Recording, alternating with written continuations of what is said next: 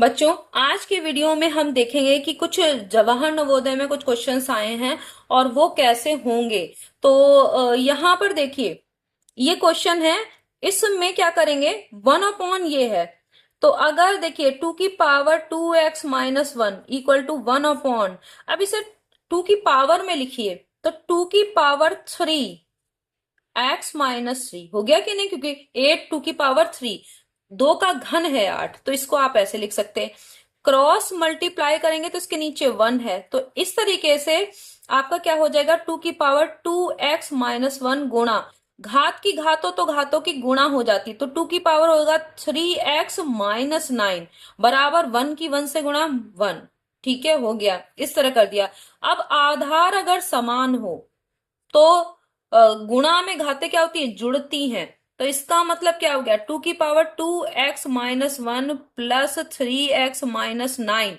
और अगर अब इसको 1 को आप ऐसे भी लिख सकते हैं 2 की पावर 0, क्योंकि किसी भी संख्या की घात 0 का मान 1 होता है। हमने ऐसा इसलिए किया क्योंकि आधार को हमें समान करना है। तो यहां हो जाएगा आपका 2 की पावर, देखिए 2x यहां और 3x यहाँ, 5x - 10 बराबर 0। इसका मतलब क्या है, जीरो, जीरो की जगह आपका क्या करेंगे, 2 की पावर 0, यहां पर होगा 2 की पावर 0, देखिए है ना। अब आपका क्या है, आधार समान है तो घातों की तुलना करेंगे तो क्या हो जाएगा, 5x - 10 बराबर 0। ठीक है, तो 5x बराबर क्या हो जाएगा, 10, तो x बराबर क्या हो गया, 2, 5 दूनी 10। ठीक है, तो इस तरीके से अब यहां पर देखा आपने कि क्या किया हमने, 1 को 2 की पावर 0 लिख दिया, इसलिए लिख दिया ताकि हमारे आधार समान हो जाए तो हम घातों की तुलना कर कर x का मान निकाल पाए। तो ये आपको ध्यान रखना है कि हम 1 का क्या करें। यहां पर भी आपको ऐसा ही कुछ करना है, देखिए p की वैल्यू निकालनी है। तो यहाँ है 5 की पावर 2p प्लस 5 की पावर p प्लस 5 की पावर 0। 5 की पावर 0 का मतलब 1, जैसे कि अभी हमने यहां पर किया था, ऐसे इन्होंने यहां क्यों किया है वो भी आप देख लीजिए। 651 है। अब 651 को आपको तोड़ना है, कैसे, 625 प्लस 25, 650 हो गया, प्लस 1। ऐसा हमने क्यों किया, देखो इसी रूप में हम लिखने वाले हैं। कैसे, 5 की पावर 2p, 5 की पावर p, 5 की पावर 0। 625 को 5 की पावर क्या लिख सकते हैं आप, 4 लिख सकते हैं कि नहीं लिख सकते हैं, क्यों, 5 × 5 × 5 × 5 देखिए, बचम 25, 25 पंजे 125, 125 पंजे 625, हो गया कि नहीं। इसको लिख सकते हैं 5 की पावर 2, और इसको 1 को क्या लिखेंगे, 5 की पावर 0, जैसा हमने अभी यहां पे भी किया था। ठीक है, तो अब ये इसी रूप का हो गया कि नहीं हो गया, देखिए ये, इससे तुलना कीजिए, 5 की पावर p, इसका मतलब p की तुलना कर रहे हैं तो कितना आ रहा है, 2, देखिए। और यहां पर 2p यानी 2 दूनी 4 आ रहा है कि नहीं आ रहा है, तो तुलना कर रहे हैं तो p की वैल्यू 2 है। तो आपने इसको इस तरीके से निकाला तो आपको समझ में आ रहा होगा कि मैं इसे कैसे कर रही हूं। अगला वाला देखिए, ये बहुत आसान है, बस ये आपका, ये इस क्वेश्चन को इसलिए दिया गया है ताकि ये चेक कर सके कि आपको दशमलव का कितना ज्ञान है। तो देखिए, इस रूट 2401 का मान 49 है, तो इसका मान बहुत आसान है। इसकी जगह भी आप 49 लिखिए, प्लस थोड़ा दूर पर लिखिएगा, दशमलव हमें लगाना है, और यहां पर भी आपने 49 लिख दिया। अब दशमलव की बात रही, तो इसका मतलब है कि 49 का वर्ग है 2401।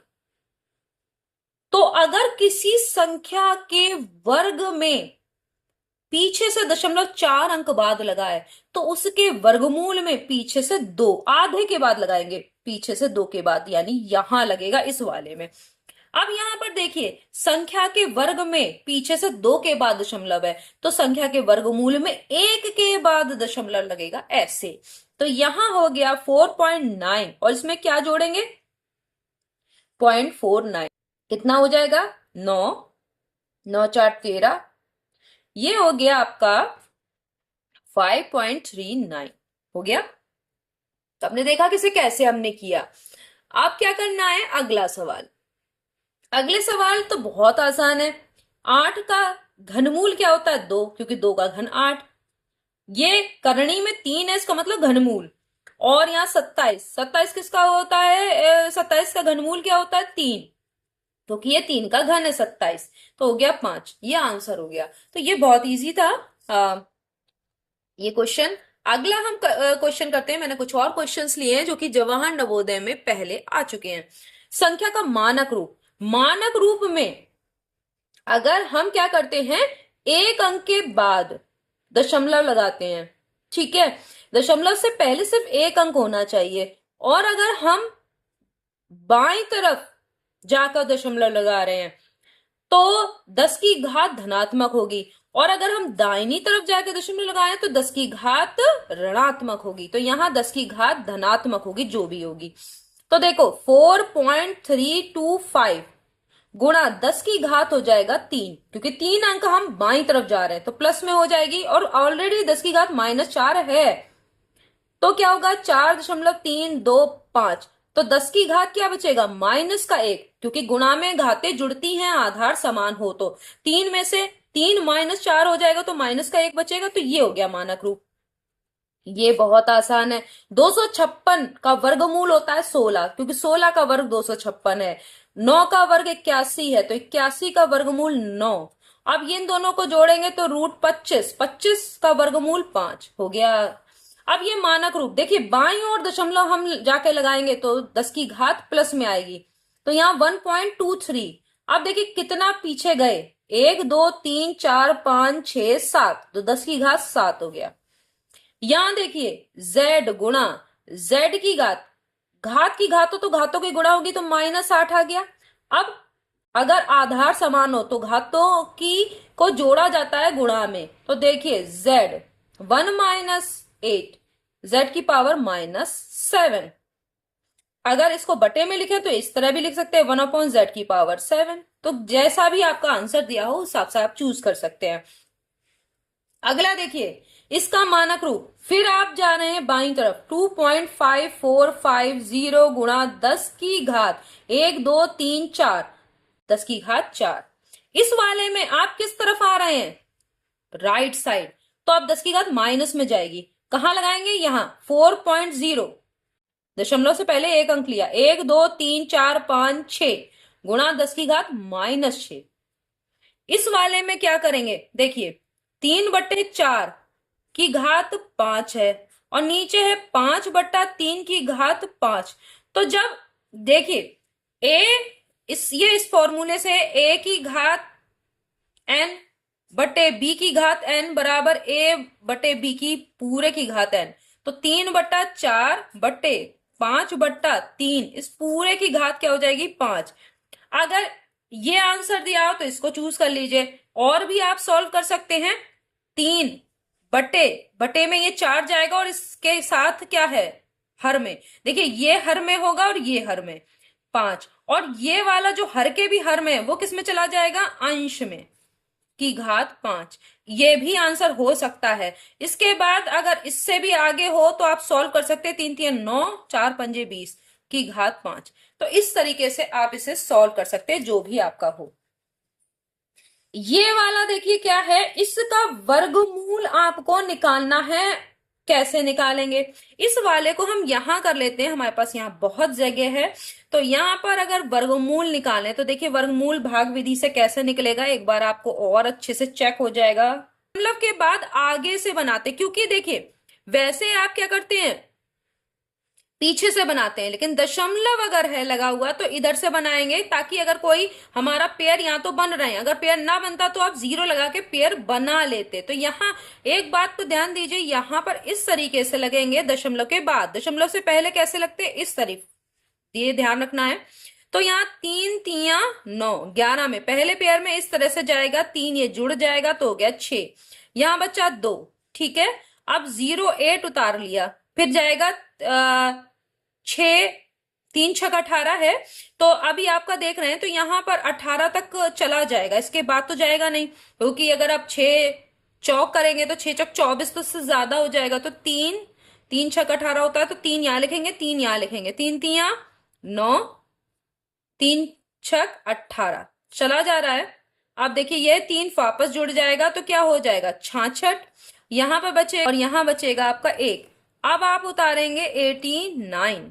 ठीक है, तो यहाँ 89 उतार लिया। अब देखिए कितनी बार जा रहा है, फिर जा रहा है, देखो 6 12 6 तियां 18, 3 छक 18, 6 तियां 18। ठीक है, तो 3 से इधर भी ले जाइए, 3 तियां 9, 3 छक 18 का 8, हासिल 1, 3 छक 18 और 1 19। तो आपका पूरा पूरा कट रहा है। तो ये आपका किसका है, 0.333। इसका वर्ग ये संख्या है और इस संख्या का वर्गमूल ये है। ठीक है, अब यहां पर देखिए, यहां पर क्या कर सकते हैं, यहां पर देखिए नीचे हर में आएगा 16, यहां देखिए यहां पे आ जाएगा 16 प्लस 9। ये मैंने आपको कई बार बताया है। क्यों ऐसा होगा, क्योंकि आपको इसको जोड़ना आता होगा। जो परिमेय संख्या है उनका जोड़ बहुत इजी होता है। यहाँ पर आपका 16 है, 1 से 16 में भाग देंगे 16 ही आएगा, ऊपर वाले से गुणा की जाती है तो 16 एक कम 16, 16 से 16 में भाग देंगे 1, ऊपर वाले से गुणा करेंगे तो 9 आएगा। ठीक है, तो यहाँ पर हो गया, इसका मतलब है कि ऊपर हो गया आपका 25, नीचे हो गया 16, बराबर 1 प्लस एक्स बटे 4। तो इसका मतलब है 5 बटे 4। क्यों, 25 का वर्गमूल 5 और 16 का वर्गमूल 4। अब ये एक इस तरफ ले आइए, ये x बटे 4। अब देखिए यहां पर क्या हो जाएगा, नीचे 4 आएगा, यहाँ 5 माइनस 4 जैसे अभी करा था। अब देखिए यहां पर क्या हो जाएगा, नीचे नीचे अगर आप देखेंगे तो 4 से 4 कट जाएगा, x की वैल्यू क्या आ जाएगी 1, 5 में से 4 गया तो x की वैल्यू 1। तो इस तरीके से आप क्वेश्चंस को सॉल्व कर सकते हैं। नेक्स्ट वीडियो में हम फिर मिलेंगे, कुछ और घातांक और करनी के क्वेश्चंस करेंगे जो कि हमारे एनएमएस या फिर जवाहर नवोदय श्रेष्ठा या अटल आवासीय इस तरह की किसी भी परीक्षा में जरूरी हैं। तब तक के लिए धन्यवाद।